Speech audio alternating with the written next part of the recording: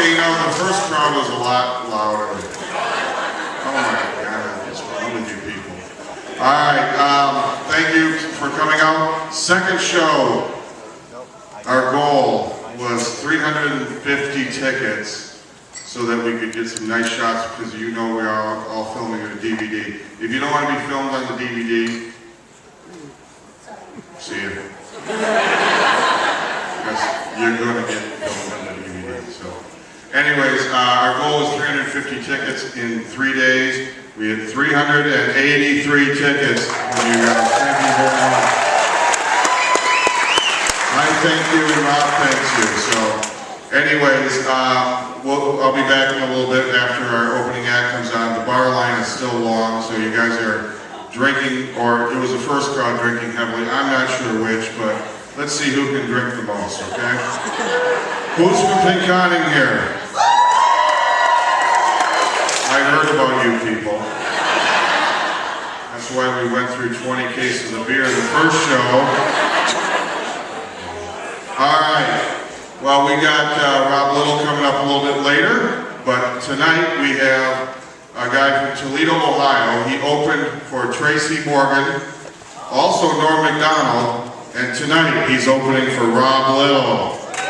Let's welcome to the stage, Owen Thomas!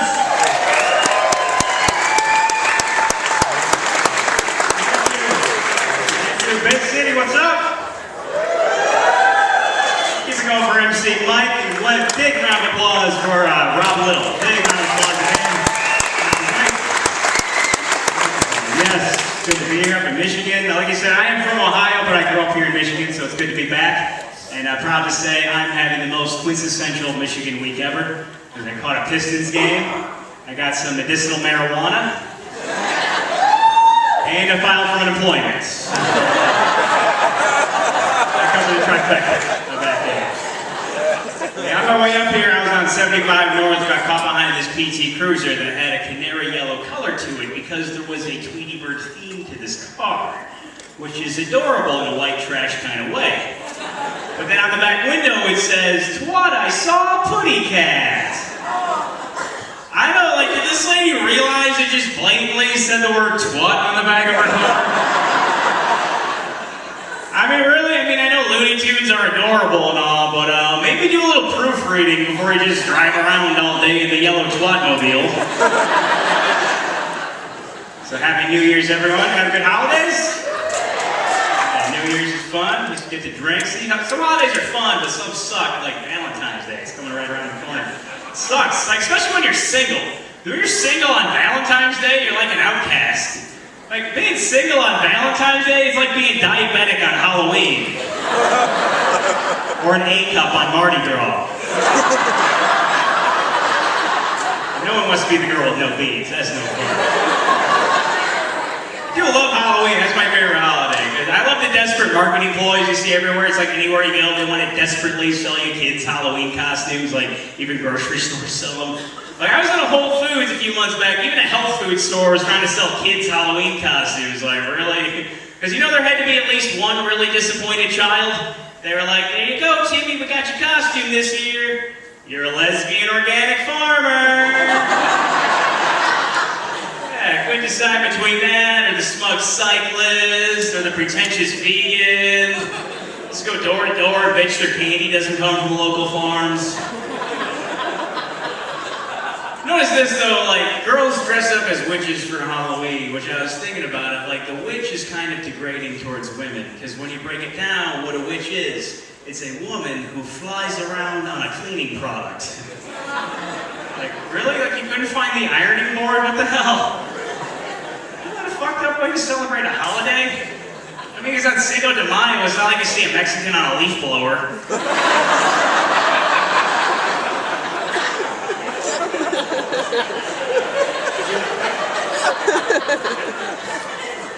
So you guys remember those old sayings growing up that keep you out of trouble, to keep you on the right track? So when you were a kid, they were like, I before E, except after C.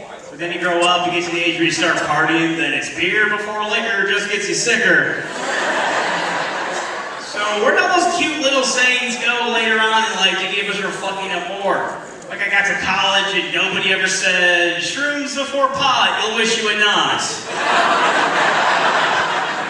And I was an adult, nobody ever told me, kids before married, your dreams will get buried. Where'd that one go? One may feel too close to home for some of you in here. Good news though. I read this recently. Apparently there are some college campuses that are starting to sell the Plan B pregnancy pill out of vending machines.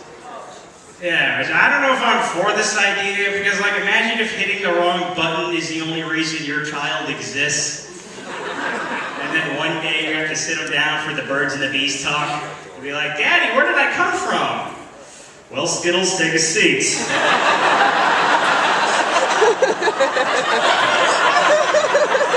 Already had this chat once with your twin brothers, Mike and I. I'm gonna go through this shit again. I'm getting older though. I turned 29 recently, so I feel like I'm at that age where it's like my hairline is catching up to me. Balding, it sucks going bald. Because there's no sympathy for a balding man. Like no one's out there like trying to find a cure or raise awareness. Never seen anybody out there walking around with the rubber Shine Strong bracelets.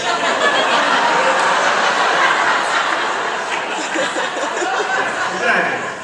Like all guys in here feel my pain. Exactly. Hence the hat. I'm not taking this in stride like you second row. What are you hiding underneath there? Full head of hair. He's like, no, sir, this is just a fashion accessory. Thank you very much. Put my monocle back in. Good eye. You see, for you, that's a fashion accessory. To me, a hat is a shame concealant. I was thinking about it, though. Like, the hat to the balding man is like the equivalent of the padded bra to the flat-chested woman. Because you don't find out the horrible truth before the moment's too late.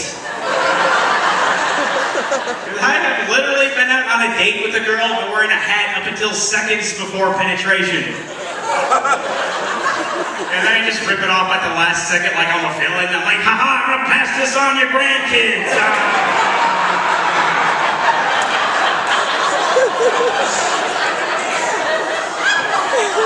And then she takes off her padded bra, like, haha, your tits are bigger than mine.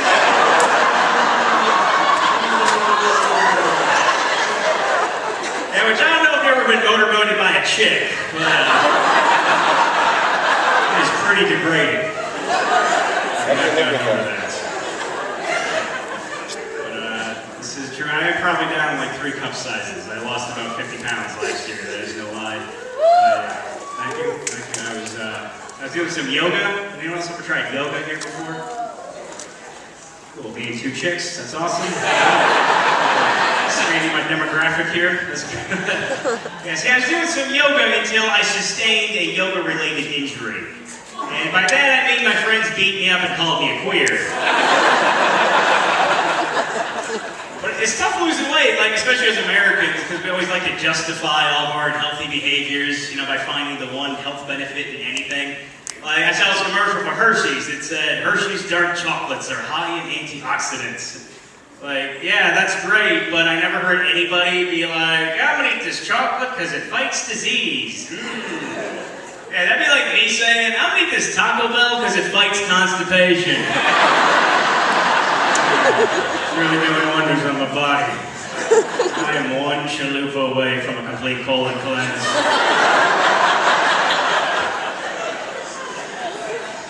We buy a lot of stupid products in America, like pre-torn jeans. Wait, like, how did that come into style? Because there was a time when you bought new clothes because your old clothes looked old and tattered. So why would you buy a new pair of pants that come with rips and tears already included? I mean, you wouldn't buy a new pair of underwear if it had a shit stain. Imagine that browsing through Victoria's Secret, like, hey, this is nice, but whoa! What is that? They'd be like, that is the streak of fashion. It'd take me weeks to see these kind of results. And lots of Taco Bell. See how a lot of people are coupled up here? I'm just curious, anybody online dating here? Thank you. Dead silence. Like 400 of you, I'm the only loser. Thank you for that.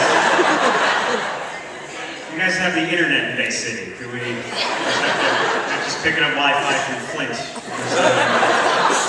That's cool if you don't want to admit it. I got no shame. I mean, I'm not gonna lie. I mean, shit, I can type some mad game. Like, I will totally cut and paste my way into a woman's heart. But I feel like the site you use for online dating really affects the outcome of the date. Like, the criteria for which you base a successful date on differs drastically depending on the site you met. So, like, say, for instance, if you're out on an eHarmony date, halfway through you might text your friend, give the heads up how it's going. You'll say something like, well, things are going great. We have good chemistry. This could be the one. But then if it's like Plenty of Fish or OK Cupid, you're like, yeah, she's got 5 kids. But at least that means she puts out. Then if it's a Craigslist date, you're like, hey, so far so good. I haven't been stabbed and she doesn't have a dick. I know it happens from time to time. I just always felt like I had to rely on the internet to meet women because I'm never the type of guy who just like go out to a bar, pick up any woman. I've always been too self-conscious. Because I always feel like whenever you're out at a bar trying to meet women, you really just turn into like the spokesman for your penis. Like you're some sleazy used car salesman selling unwanted merchandise.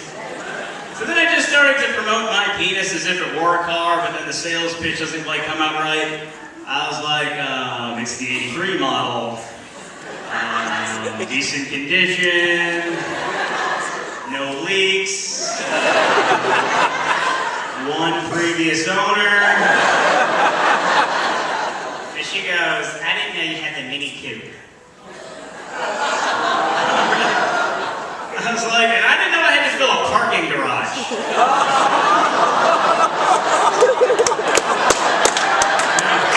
I know, that was a big vagina joke. We're all on board. But I was thinking though recently, like, it's a different experience for guys and girls when they go out to bars or clubs. Because when you're an attractive woman, step into a bar is like walking into your own amusement park. Where everything is free, and you can go on any ride you want. There's guys like me, I'm like the ride at the park girls only go on because the line is always short, and there's no weight restrictions.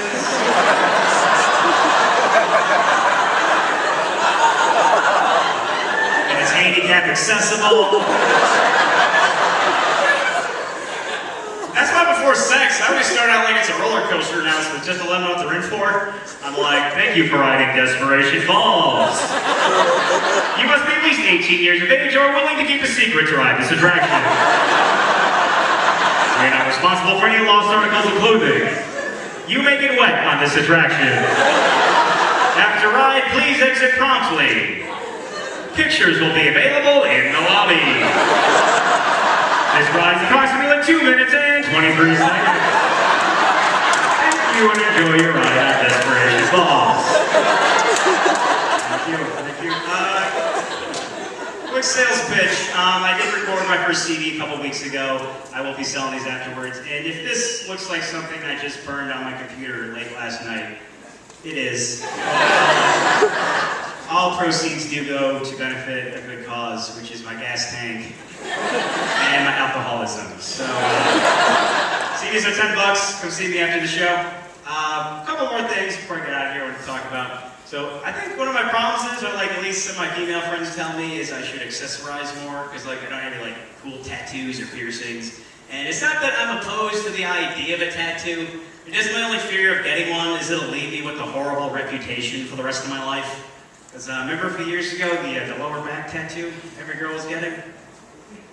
Yes, which of course we all know today affectionately as a tramp stamp. Yeah, we know the nicknames like the tramp stamp, someone said the bullseye, or the bitch badge, the coaster.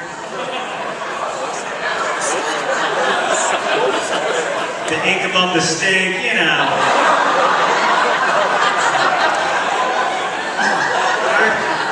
But most commonly referred to as a tramp stamp.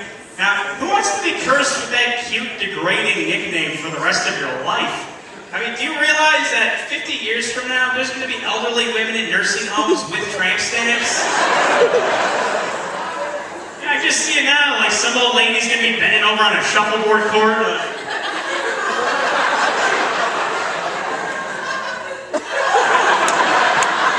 And the orderly's gonna be standing in the corner nudging his buddy, like, dude, check out that old whore. I know. I heard she puts out after 2 Percocets. Making my move after Matlock. But on a final note, though, I think overall, I think it's still a little easier being a guy. Would you agree, fellas? Yeah. I think it is easier being a guy because women hate other women too. Ever notice how condescending girls are towards one another? Because they like, whenever I have to describe what another dude looks like, just for the sake of identification, I'll just give them the basics. They'll be like, hey Owen, do you know Joe? I'm like, oh yeah, the tall guy with glasses. Simple. But then with girls, it's like, hey, do you know Kelly? She'll be like, oh, you mean the bitch with the lazy eye, muffin tops, and a horse face? That's the only way you could describe her? It's a pink tank top. I wouldn't know what you were talking about. God damn, like, I would hate to hear what a woman's police report would sound like. If there was no professional courtesy. Be like, the suspect was a white female with stringy hair and a pasty complexion, wishing she was in her mid-20s. According to an eyewitness, the suspect had some wicked camel toe, a knockoff Coach purse, and some ink above the stink. The suspect is known only under the alias Fat Whore, and was last seen leaving Desperation Falls.